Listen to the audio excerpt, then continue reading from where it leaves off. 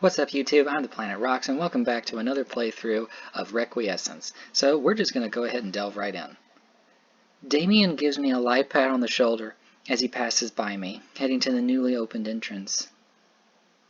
I glance back to the crystals which gleam ethereally in the dim moonlight. What on earth have we done?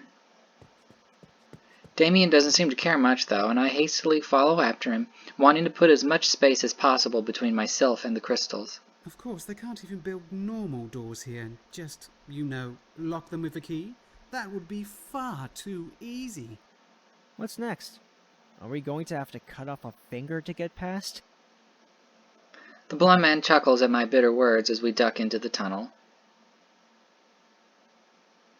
Although we leave the macabre chamber behind us, the lingering feeling of discomfort inside of me just keeps growing.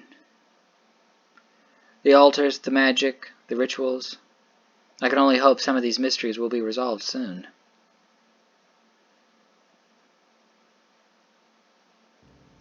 We make our way into another set of damp corridors, but luckily, these don't smell as horrible as the last ones. It's dark and slightly more cramped, but nothing I'm not used to by now. But the further we go, the more nervous I start to feel.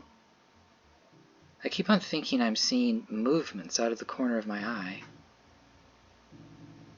Yet whenever I turn to look, there's nothing there. Damian? What is it? It's probably nothing. Never mind. Damian glances over his shoulder at me with a skeptical raise of his eyebrows, but soon continues onward. I follow closely behind him. A few more minutes pass. Maybe I really was just being paranoid. When we pass a side corridor, I peer down it briefly. Nothing.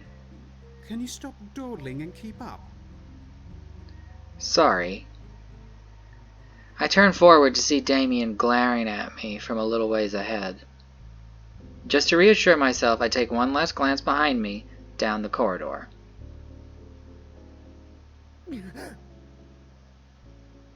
Shit. I need to warn him. Damian! I take off running in a sprint. Shadows. I saw shadows. They were moving toward me rapidly. Damian! Just around the corner, Damian stopped in his tracks.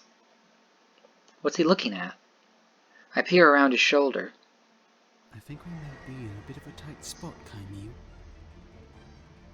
He whispers coarsely to me, sucking in a tight breath. Just a little way down the tunnel, shadows moving towards us.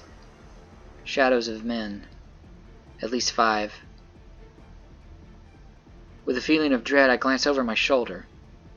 More of them. They're surrounding us from all sides. Damian and I press back to back, but I can feel his rapid breathing. Can you take 2 of them? I probably can, but there seems to be way more than 2. I can try. Trying isn't good enough, damn it. He hisses back at me so vehemently that I cringe. He's right. This isn't the time to hesitate.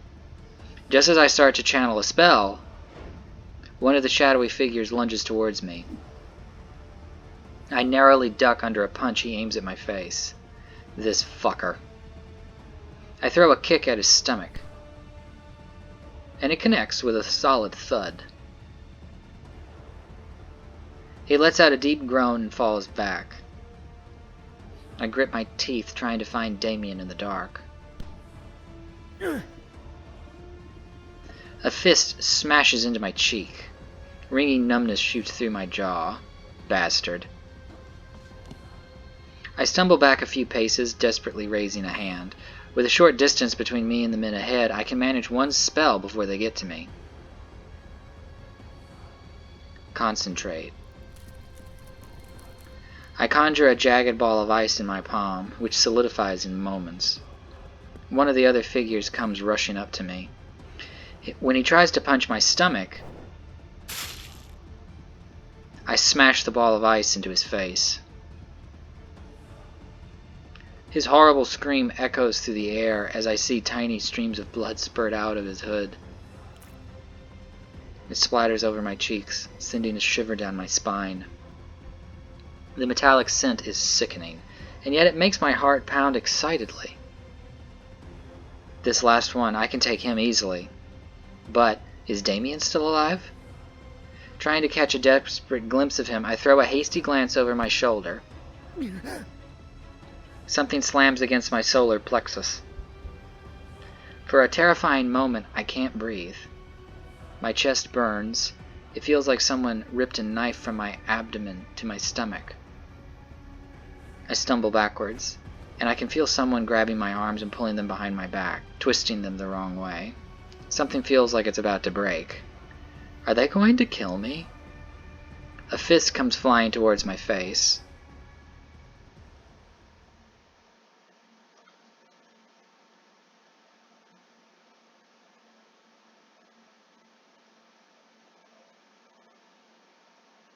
Floating. I must be floating. I'm moving, but I'm not walking. What's happening to me?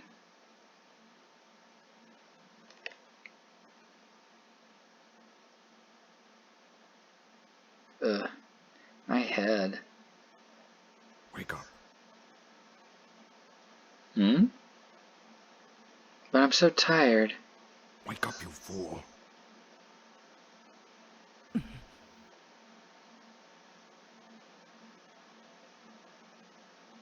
Sorry, I forgot to read that. My body aches as I force my eyes open. Where the hell am I? When my vision clears and I can finally see around myself, I notice a man standing over me.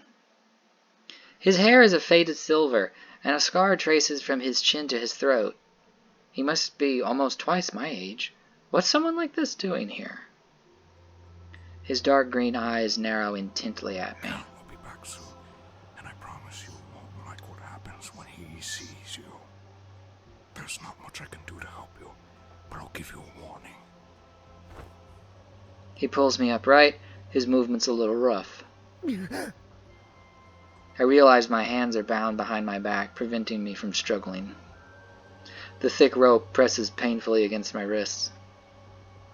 What is this? Did we get kidnapped? Where am I? Why did you take me here? Calm down, boy. I'm just here to tell you to pretend you're not a mage. If you pass the blame to that blonde fellow, you might not face the boss's wrath.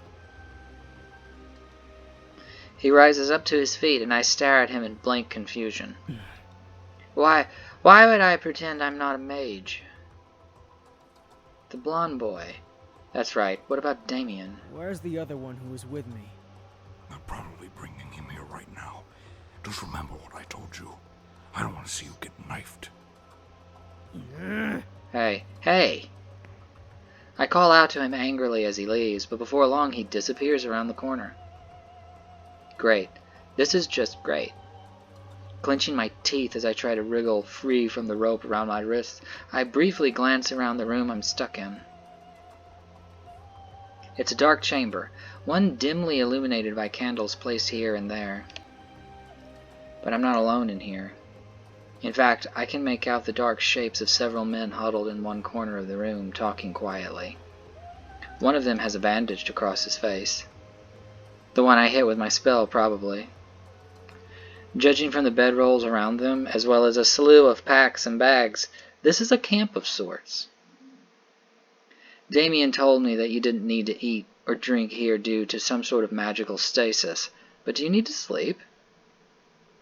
It seems a bit contradictory, but then again, nothing here really makes sense. I try to struggle out of my binds, but it's no use. My head doesn't feel quite as horrible, but I know I have some bruises. But as for why I've been taken here, I have no idea. Though I doubt they have anything good planned for me, especially after what that man said. He mentioned his boss. I glance over to where the group of men are still lingering. A few of them are playing cards while the rest are sleeping. I wonder if they would notice if I tried to slip out.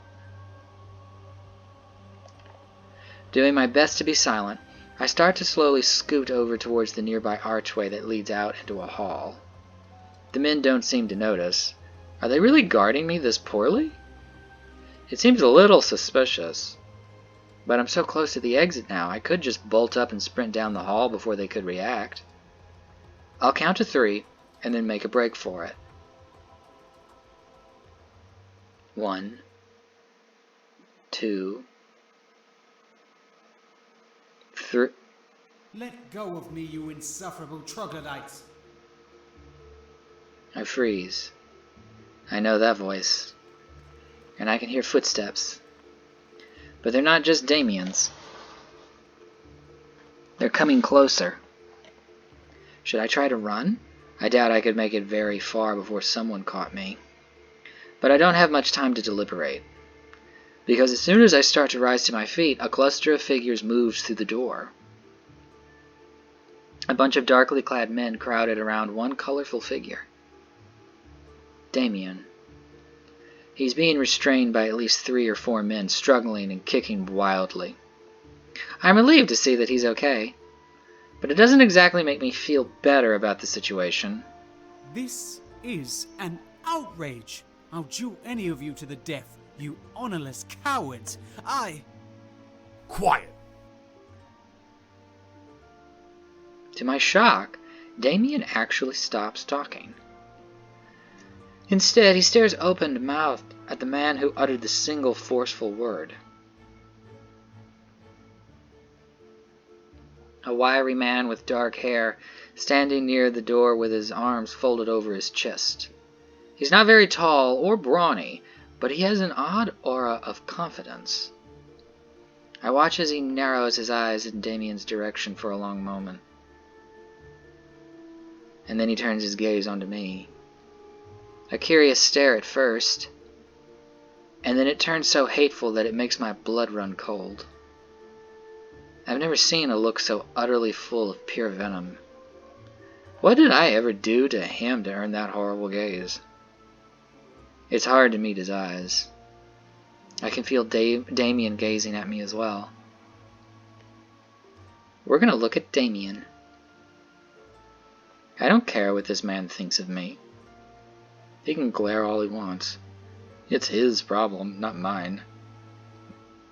I turn my head away angrily, glancing over towards Damian instead.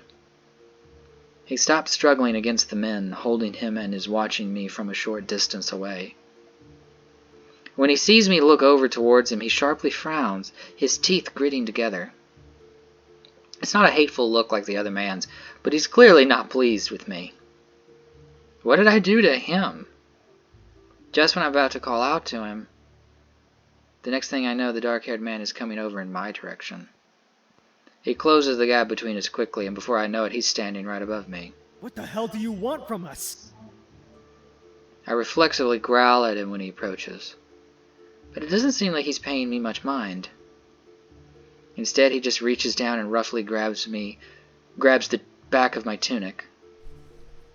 He hauls me up to my feet, then shoves me in Damian's direction. I stumble forward a few steps, doing my best to keep my balance. From behind me, his voice... I didn't think we'd run into more mage filth here. Mage filth? Who does this bastard think he is? Before I can move to stand beside Damian, my arms are roughly grabbed by the men around him. Sorry about this, mister. One of the men restraining me offers a quiet apology, his eyes cast to one side. The dark-haired man coldly stares at Damian and me from a short distance away. After a long, excruciating moment, he speaks in a low, rough voice. If only we had more time. I'd like to give you a slow, painful death like every spellslinger deserves. But I'll have to settle for chopping your heads off. Chopping our heads off? Hang on a bloody moment. The boy and I have done nothing wrong. We're exploring the cathedral, same as you are. Your friend's a mage. That's enough to earn his death. And yours. Wait a second, let's be reasonable here. We'll go back the way we came and leave you lot alone if you just let us go. Damian starts to struggle against the men holding him again, and they have to tightly cling to him in order to keep him from breaking free. I can't believe this man is serious. He actually wants to kill us just because I used magic. I've heard tales that some regions aren't fond of mages, but this seems extreme. The whole situation feels so surreal that I'm too dazed to really be panicked. Enough! Take the stupid blonde. I'll grab the boy. We need to move quickly. After those curt words, the men holding Damian start to drag him over to the door. Wait! I manage to find my voice at last and hoarsely call out to the dark-haired man. But rather than paying me any attention, he grabs me by my collar and pulls me with him. He's only a few inches taller than I am, but with my hands bound, it's impossible to squirm out of his grip. Damn, I can't concentrate enough to cast a spell. The man shoves me after Damian into the corridor, and my heart drums wildly. We're forced along back into the tunnels, hurried along at almost a jog. I keep trying to worm away from the dark-haired man's grip, but he doesn't let go. The cold reality of what's about to happen starts to set in. I have to say something. At least explain to me who you are and why you're doing this to us. I desperately cry out, realizing I don't have any chance of escaping like this. Your men attacked us first. The dark-haired man hisses out a breath through clenched teeth. For a moment it seems like he's just going to ignore me, but he finally gives me a disgruntled look and opens his mouth. My men and I are here to take treasure back to our city. Very few people know that this place even exists. We can't have some pair of idiots running back and telling everyone about the riches here. So it comes down to gold? That's all? Are these guys really nothing more than simple thieves? Am I going to lose my life to men like this? But despite what he said, he didn't explain anything about the mage comments he made earlier. Why couldn't we just join up with you? The man gives me a look as if I'd just said the most outlandish thing imaginable. Not the best thing to suggest. The fair-haired man winces noticeably. Sounds like a perfectly reasonable suggestion to me. One of the men forcing Damian along suddenly punches him in the stomach. I don't join up with mages. The dark-haired man's cold voice jolts me back to the moment. You trespass somewhere you didn't belong. Who gives you the right to say who belongs here? The man doesn't reply. Instead, he trains his bloodlust-filled glare on me in silence.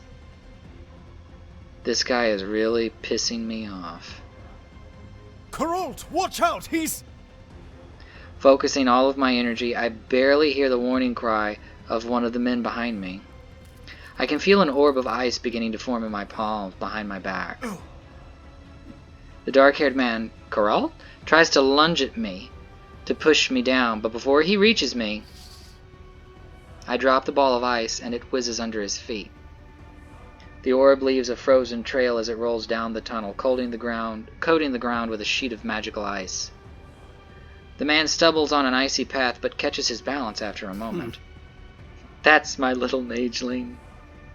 Damian calls out with a delighted smirk, giving me a nod of approval. You. Sir, our scout says he's catching up to us. He's found our tracks. Geralt raises his arms and looks like he's about to hit me when one of his men suddenly pushes his way to the front of the group, panting heavily. I recognize him, the gray-haired man who warned me earlier. We have to keep moving forward, sir. The mage. No, that can't be. We lost him several hours ago. He was chasing me all the way back here, sir. He'll be at the door in moments. Liar. How much did he pay you to say that? No, sir, I swear. Gritting his teeth in anger, Geralt glares at the gray-haired man, who looks uneasy. Whether it's Geralt he's scared of, or whatever's chasing them, I don't know. But finally, Geralt gives a frustrated shake of his head. Enough! Kill this trash to get them out of the way, and then we'll dig in here to prepare for a fight. Sir, don't you think that's... He's silenced by a venomous look from the dark-haired man, the same look he'd been training on me. Before I can even object to his ridiculous statement, Geralt pushes me roughly down to the ground, where I slide in the coarse gravel and dirt. Beside me, Damian hits the ground on his hands and knees, letting out a disgruntled snort. With obvious reluctance, one of the men near us unsheathes his sword. Sir, this... Kill the mage boy first. No, no, no. This can't be happening. I'm going to be killed by a bunch of scavengers. Damian did nothing wrong, and they're going to kill him too, just because of me? I don't want to die. Not like this. I close my eyes.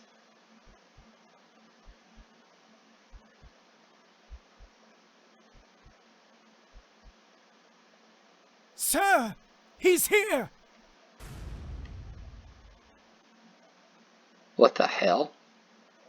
I'm still alive? What was that explosion? Everyone stand ready. The dark-haired man turns away quickly, and the men around Damian and I release us to fumble frantically for their weapons. And then... a huge ball of flame flies in over their heads and slams against the tunnel wall behind us. My mouth drops open as I watch. That fireball came from behind us in the darkness. The men slowly creep back, but a few of them are so shocked that they just fall onto the ground shaking. This thing must be truly horrible for all of them to be so terrified.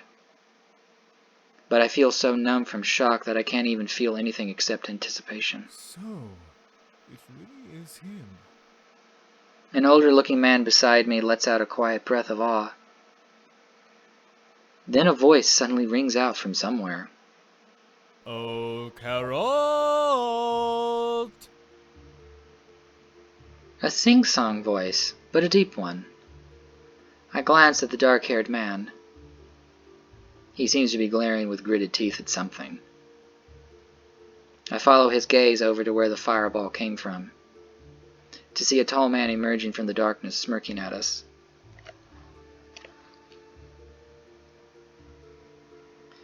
From the fingers of his right hand rise tendrils of smoke. A mage? He steps past the group of terrified men towering above most of them. They all shrink away as he walks by.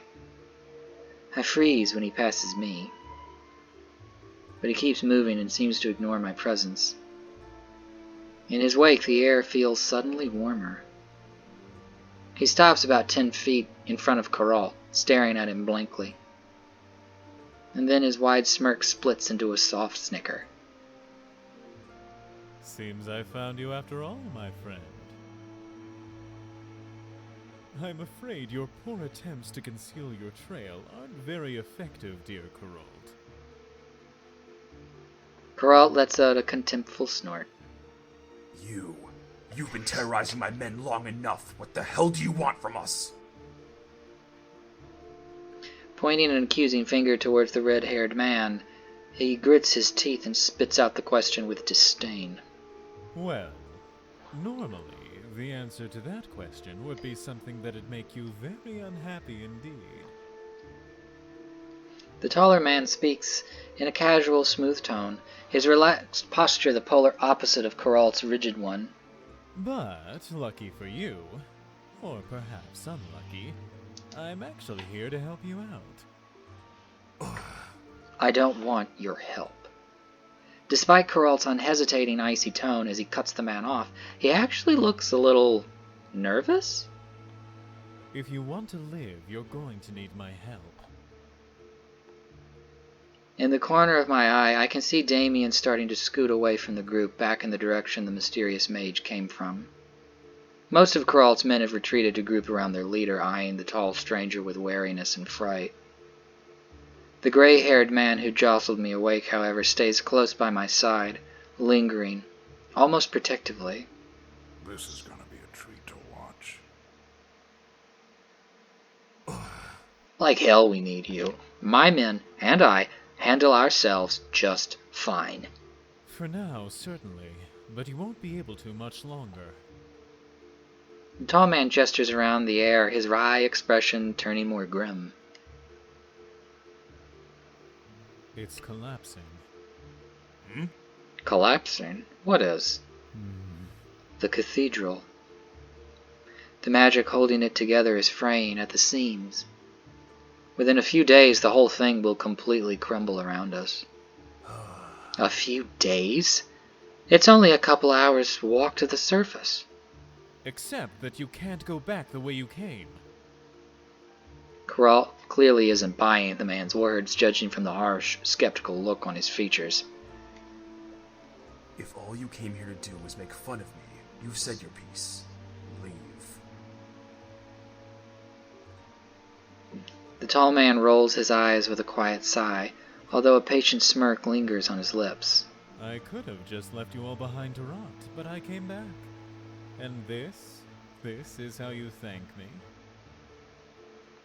So unwaveringly cruel, Geralt. Leave. Geralt hisses the word out like one cat threatening another. But in response, the other man just sternly shakes his head. Believe me, I'd love to, but unfortunately, the best chance we have to get out of here is to band together. If you don't trust my warning, just send one of your men back to try the last door. There's a long, painfully awkward moment of silence as Geralt trains his piercing stare on the tall man. I'm starting to think that's just his normal expression. After what feels like forever, Geralt slowly lifts an arm and motions to one of the men beside him, the one with the spiked hair. The man ducks past Call and hurries out through the doorway into the hall, disappearing from sight.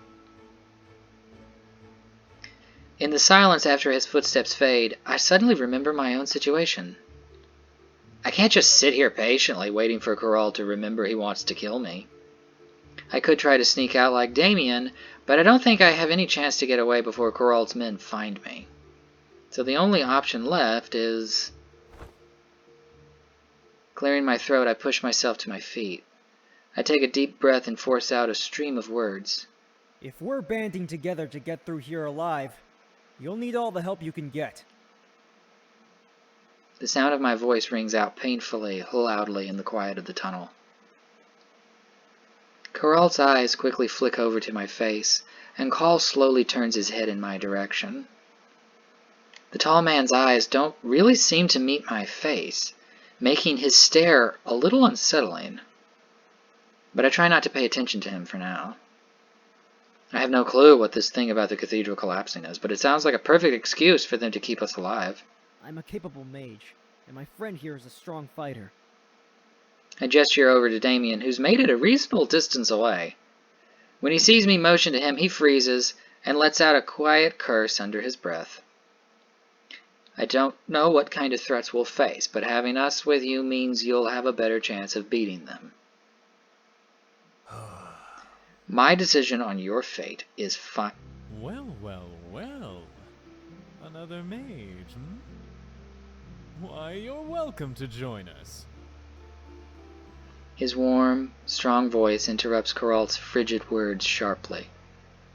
The dark-haired man tears his hateful gaze from me to train it on Carl instead. Clearly he's not fond of either of us. The mage, however, ignores the glare and starts to take a few steps in my direction. His height means it only takes a moment for him to be standing a couple of feet in front of me. His eyes are a dark, vivid green, but again, he doesn't seem to be looking directly at me. It's almost like he's looking through me. What's your name, little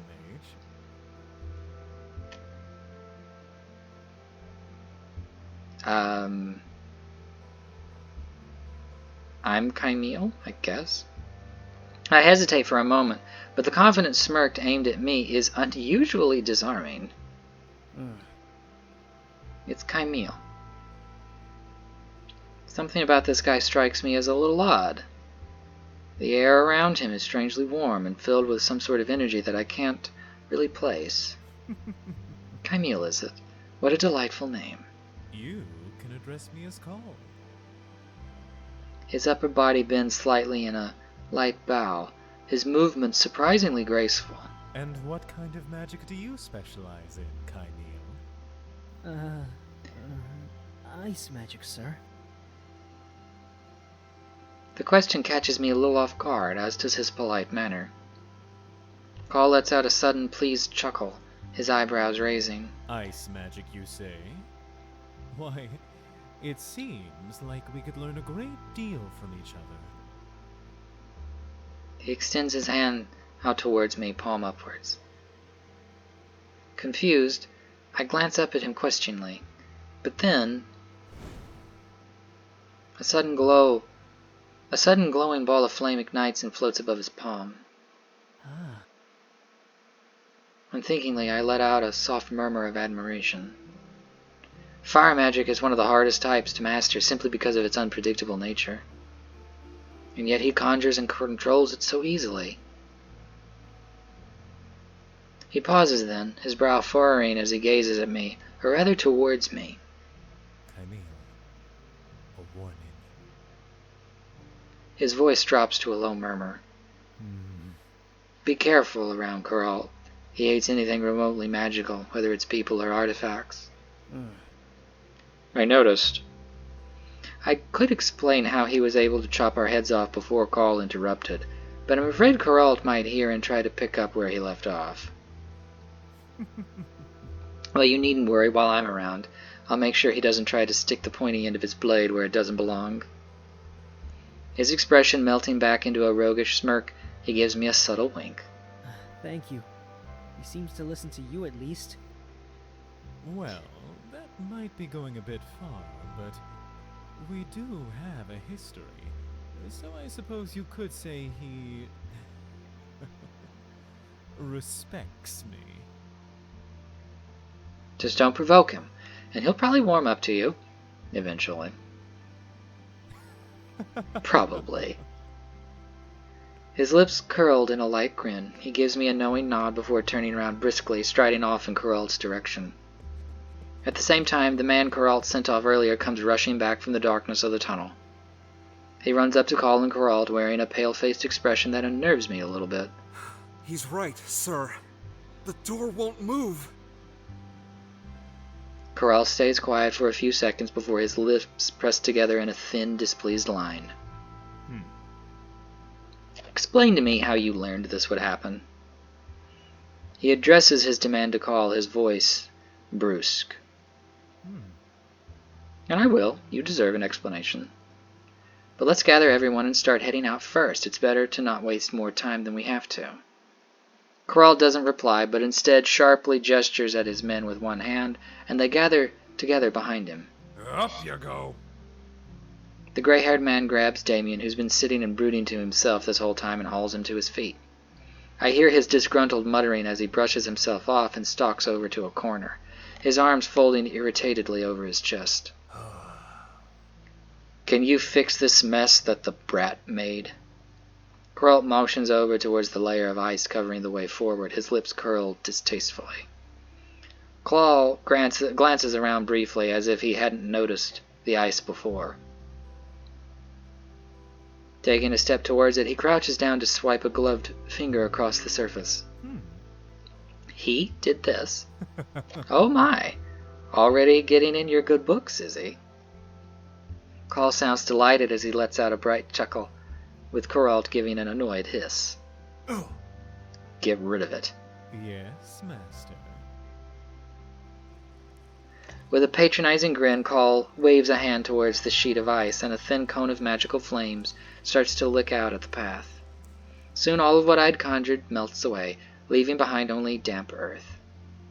As I watch, I can't help but feel envious of his obvious power. He doesn't seem to be using any energy at all. How old a mage can he be to have harnessed this strength?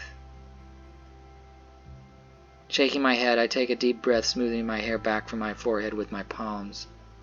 It's still so hard to believe that I narrowly escaped being executed only due to Carl's appearance. But then again, since I entered the cathedral, everything has happened so suddenly that it's hard to believe any of it.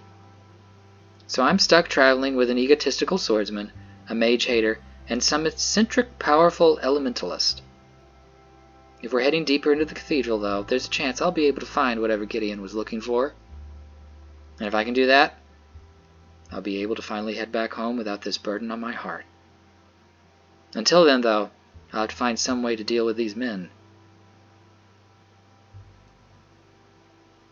Alrighty. That actually seems like a good place to sign off for today. Thank you again for joining me during this playthrough of Requiesence. Another video will be loaded up next week. I am the Planet Rocks. Be sure to subscribe, hit the bell for notifications, and like my videos. You can also follow me on Twitter, the Planet Rocks. Again, thank you, and I'll see you next week.